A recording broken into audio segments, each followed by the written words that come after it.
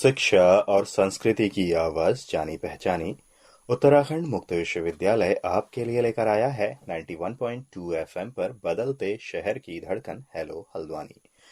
दोस्तों, आप सभी का स्वागत है। और आज हमारे बीच में हैं भारतीय सेना के एक ऑफिसर मेजर राहुल शर्मा। तो मेजर शर्मा, आपका बहुत बहुत स्वागत है हेलो हल्द्वानी के स्टूडियो में। बहुत बहुत शुक्रिया। तो ये जो हमारा प्रोग्राम है, ख़ास तौर पर हम इस प्रोग्राम में बात करेंगे कि जैसे जो कुमाऊं क्षेत्र में भारतीय सेना द्वारा किए जाने वाले काम हैं, उनके बारे में हम आज इस कार्यक्रम में बातचीत करने वाले हैं। तो इस बातचीत में अगर हम शुरुआत करें तो मेजर शर्मा, जैसे सबसे पहले आप अपने बारे में कुछ हमारे लिसनर्स को बताइए, हमारे श्रोताओं को बताइए। मेरा नाम मेजर राहुल शर्मा है। मैं वर्ष 2017 में भारतीय सेना में शामिल हुआ और वर्तमान में पंचशूल ब्रिगेड की एक यूनिट में तैनात हूं, जो मुख्य रूप से पिथौरागढ़ जिले और कुमाऊं क्षेत्र की सीमाओं की सुरक्षा के लिए जिम्मेदार है।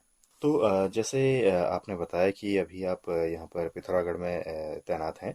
तो यहाँ पर ख़ास तौर पे जैसे अगर हम देखें तो कुमाऊं क्षेत्र में राष्ट्र निर्माण की दिशा में किए जाने वाले जो काम हैं, भारतीय सेना की तरफ से जो प्रयास लगातार किए जा रहे हैं अभी इस इलाके को और बेहतर करने के लिए, तो वो क्या प्रयास हैं और किस तरीके से इसमें भारतीय सेना अपना आगे काम करती जा रही है? देखिए, भारतीय सेना राष्ट्र निर्माण और विकसित भारत 2047 के लक्ष्य को लेकर बहुत से ऐसे कार्य कर रही है जो कि ऑपरेशन सद्भावना के तहत आते हैं। उन कार्यों में चिकित्सा शिविरों का आयोजन, बहुत सारे दूर दराज के गांव में जो योग्य छात्र और छात्राएं होती हैं उनके लिए छात्रवृत्ति की सुविधा, ऐसे गांव जहां पर बिजली का प्रावधान नहीं है वहां पर सोलर और वायु से चलने वाले स्ट्रीट लैंप्स का प्रावधान, हाइब्रिड पावर प्लांट स्टेशंस, बहुत सारी जगहों पे जल शक्ति से चलने वाली आटा मिल्स और मिल्क प्रोसेसिंग प्लांट्स जैसे बहुत सारे ऐसी योजनाओं को किया जा रहा है। और ये सभी योजनाएं जो हैं वो हमारे प्रधानमंत्री जी द्वारा चलाई जा रही प्राइम मिनिस्टर गति शक्ति और वाइब्रेंट विलेजेस जैसे अभियानों के अनुरूप है सारी की। जैसे आपने बताया कि जो अभी लगातार प्रयास यहाँ पर किए जा रहे हैं अलग अलग क्षेत्रों में, तो ख़ास तौर पे जैसे हम देखते हैं कि जो कुमाऊं का जो इलाका है, कई सारे जो इलाके हैं वो दुर्गम हैं, क्योंकि वहाँ पर क्या है कि जो सड़क से जो संपर्क है, वो सड़क से संपर्क जो है वहाँ पर कम हमें देखने को मिलता है, क्योंकि सड़कों से काफ़ी दूर कई सारे गाँव हैं। तो इस क्षेत्र में या फिर इस तरफ क्या कदम आपके द्वारा उठाए जा रहे हैं अभी? ये आपने बिल्कुल सही कहा कि जो कुमाऊं का जो क्षेत्र है वो बहुत ही दुर्गम क्षेत्र है। पिछले कुछ सालों में यहाँ की रोड की कंडीशंस में काफी सुधार आया है और ग्रिफ, जो कि भारतीय सेना का ही एक पार्ट होता है, उनके द्वारा भारतमाला प्रोजेक्ट के रूप में आदि कैलाश और कैलाश के दर्शन के लिए लिपु लेख तक जो सड़क है उसका कार्य किया जा रहा है। और उस सड़क को पूरा करने के लिए दिन रात ग्रिफ जो है वो काम में जुटी हुई है। तो मैं आपको ये भी बताना चाहूंगा कि पिछले साल मॉनसून के दौरान 50 से 60 दिन तक लगभग जो गुंजी गांव है, गुंजी गांव तक पहुंचने का रास्ता बंद था। गुंजी वो गांव है जहां से आदि कैलाश और कैलाश पर्वत की यात्रा, दर्शन के यात्रा स्टार्ट होती है। वहां तक 50 से 60 दिन तक सड़कें बंद थी। परंतु इस साल ग्रिफ द्वारा किए जा रहे काम से अधिकतर रोड जो है वो पक्की हो चुकी है और अधिकांश समय तक जो रास्ता है वो खुला था, जिसकी वजह से इस बार पिछले साल के मुकाबले काफी ज्यादा मात्रा में पर्यटक जो हैं वो धार्मिक पर्यटन के लिए आदि कैलाश और कैलाश पर्वत के दर्शन के लिए आए। जैसे आपने बात की कैलाश पर्वत के दर्शन की, तो अगर हम देखें कि पिथौरागढ़ ज़िला जो है ख़ास तौर पर धार्मिक पर्यटन के लिए भी जाना जाता है। तो इस ज़िले में पर्यटन स्थलों के बारे में क्या कहना है आपका? किस तरीके से आप उन्हें डिस्क्राइब करेंगे? जी, ये जो पिथौरागढ़ जिला है, इसमें काफी सारे धार्मिक और पर्यटन स्थल आते हैं। पिथौरागढ़ से लगभग 150 किलोमीटर दूर जो गुंजी गांव है, वहां से दो एक्सेस निकलते हैं। एक और ओम पर्वत, काली माता मंदिर, व्यास गुफा और कैलाश पर्वत के दृश्य देखने को मिलते हैं। वहीं दूसरी तरफ आदि कैलाश, पार्वती कुंड और गौरी कुंड शामिल है। ये वही आदि कैलाश और गौरी कुंड है जहां पे हमारे भारत के माननीय प्रधानमंत्री ने आखिरी बार अक्टूबर में दौरा किया था और अब इन सब जगहों को सड़क से कनेक्ट कर दिया गया है। और आदि कैलाश को एक बड़े पर्यटन स्थल के रूप में चुना भी गया है। इसके लिए जो गुंजी गांव है उसे हम शिव नगरी के रूप में विकसित कर रहे हैं। सिर्फ धार्मिक ही नहीं, ये जो कुमाऊं सेक्टर का जो एरिया है वो युवाओं के बीच भी बहुत लोकप्रिय है, जिसमें मुंशियारी, वेडांग, टिडांग, पंचाशूली जैसे पर्यटन स्थल हैं जहां पर एडवेंचर ट्रैकिंग, कैंपिंग और टूरिज्म का बहुत स्कोप है। और इस क्षेत्र में एडवेंचर टूरिज्म और ट्रैकिंग को बढ़ावा देने के लिए पिछले ही महीने भारतीय सेना द्वारा एक एनसीसी का ट्रैक भी आयोजित किया गया था। जैसे आपने बात की कि यहाँ पर अभी एनसीसी का ट्रैक भी आप लोगों ने यहाँ पर चलाया था, तो किस तरीके से जो क्षेत्रीय सरकारें हैं उनके साथ मिल करके भारतीय सेना पर्यटन को बढ़ावा देने के लिए यहाँ पर काम कर रही है, किस तरीके से अपनी पहल कर रही है, थोड़ा विस्तार से अगर हमारे श्रोताओं के सामने आप रख सकें तो। जैसे कि पर्यटन जैसे बढ़ेगा तो वैसे ही इंफ्रास्ट्रक्चर की रिक्वायरमेंट भी और बढ़ती है। सो भारतीय सेना क्षेत्र के विभिन्न स्थानों पर बहुत से टेंट बेस्ड होमस्टेज और कम्युनिटी हॉल्स का निर्माण कर रही है, जिसमें सबसे पहला प्रोजेक्ट अभी हाल ही में पिछले महीने ही कंप्लीट किया गया, जिसमें कालापानी गांव में 4 टेंट बेस्ड होम स्टेज जो हैं उनको बना के स्थानीय लोगों को उनको चलाने के लिए सौंप दिया गया है। सो जो गुंजी गांव है, जब वो शिव नगरी के रूप में विकसित होगा, सो पर्यटकों की भारी मात्रा में आने की संभावना है और तब ये होम स्टेज जो हैं इसमें काफी मददगार साबित होंगे। यही नहीं, बहुत सारे ऐसे पुराने ट्रैकिंग मार्ग हैं इस एरिया में जो बहुत देर से इस्तेमाल में नहीं लाए गए हैं। सो उन ट्रैकिंग मार्ग को फिर से जीवित करने के लिए एक 10 दिन का एनसीसी ट्रैक जो मैंने आपको बताया वो पिछले महीने आयोजित किया गया, जिसमें 40 कैडेट्स ने हिस्सा लिया था। और वो ट्रैक जो है वो टिडांग सेक्टर में करवाया गया था, दांतू विलेज से होते हुए, जिसमें पूरे के पूरे पंचशूल के पहाड़ों में उन स्टूडेंट्स को ले जाया गया और भारी मात्रा में इस इवेंट को मीडिया कवरेज दिया गया ताकि एडवेंचर टूरिज्म को इस क्षेत्र में बढ़ावा दिया जा सके।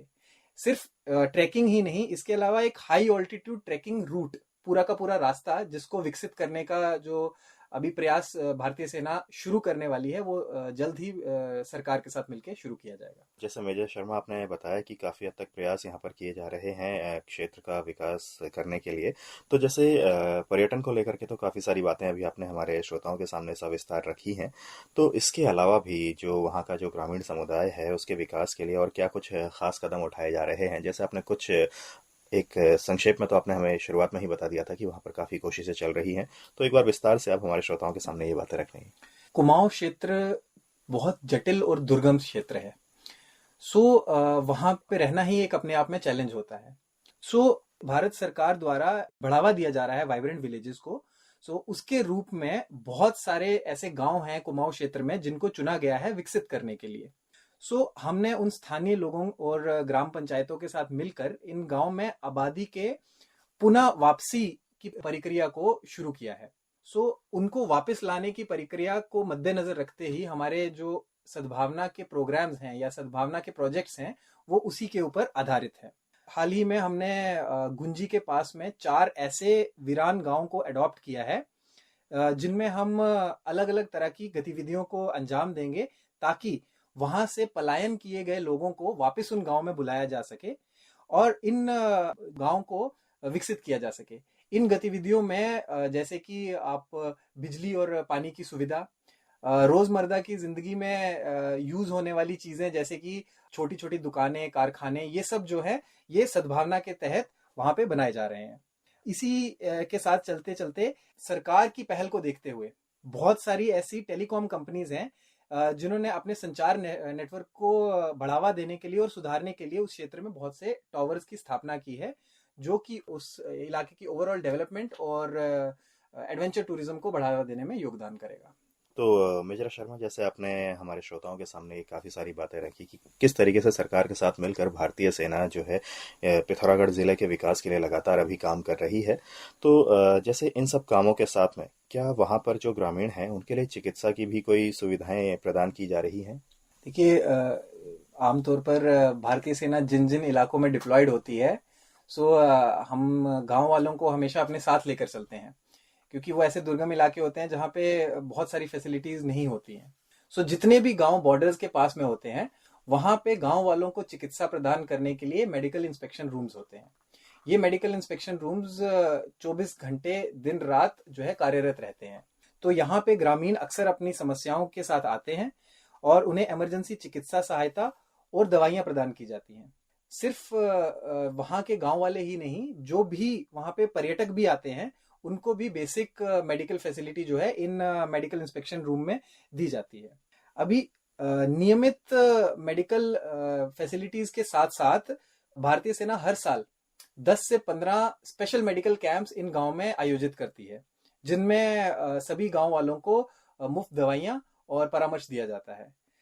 हाल ही में एक महीना पहले बॉर्डरलेस ऑर्गेनाइजेशन नाम की एक एनजीओ के साथ मिलकर रोंगकोंग विलेज में, रोंगकोंग गांव में भारतीय सेना ने एक मेडिकल कैंप का आयोजन किया, जिसमें पूरी डॉक्टर्स की एक टीम जो कि महाराष्ट्र से आई थी, उन्होंने वहां कैंप कंडक्ट किया, जिसमें gynaecologist, child specialist, physiotherapist, dental specialist, skin specialist, orthopedicians, इन सब की एक पूरी टीम आई, जिन्होंने निशुल्क चिकित्सा परामर्श और दवाइयां प्रदान करके गांव वालों की मदद की थी। और ऐसे दूर दराज के क्षेत्रों में विशेष उपचार जो होता है वो सिर्फ गांव वालों के लिए ही नहीं, बल्कि पशु चिकित्सा शिविर भी पिछले ही महीने मुंशियारी सेक्टर में इंडियन आर्मी के द्वारा लगाया गया था।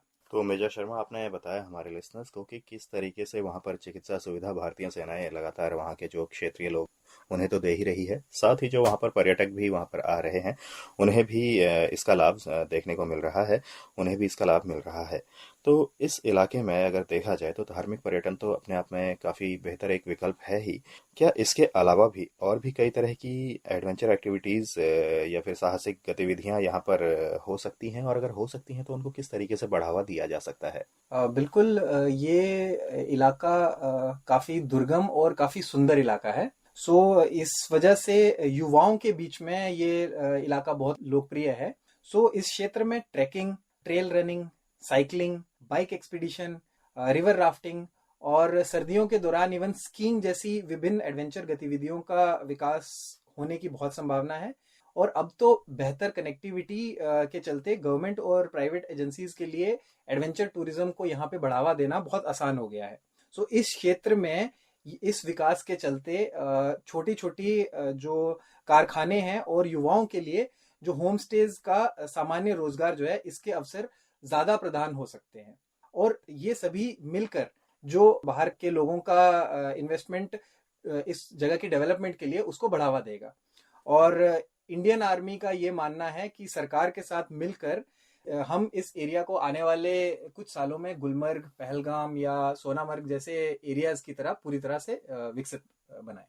तो मेजर राहुल शर्मा, आपका बहुत बहुत धन्यवाद हमसे और हमारे श्रोताओं से ये सारी बातें साझा करने के लिए कि किस तरीके से ऑपरेशन सद्भावना के तहत भारतीय सेना जो अपने आसपास के इलाके हैं उनमें लगातार काम कर रही है, और किस तरीके से ग्रामीणों को और जो वहाँ के क्षेत्रीय लोग हैं उन्हें तो इन सब सुविधाओं का लाभ मिल ही रहा है, और वहाँ पर आने वाले और भी जो पर्यटक भी हैं या फिर कोई अन्य लोग भी हैं उन्हें भी इसका लाभ मिल रहा है।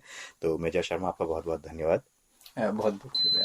तो दोस्तों, इसी के साथ मैं अनिल भी चाहूँगा इस कार्यक्रम से इजाज़त, और इसकी अगली कड़ी के साथ जल्द ही आपसे मुलाकात होगी। तब तक के लिए नमस्कार।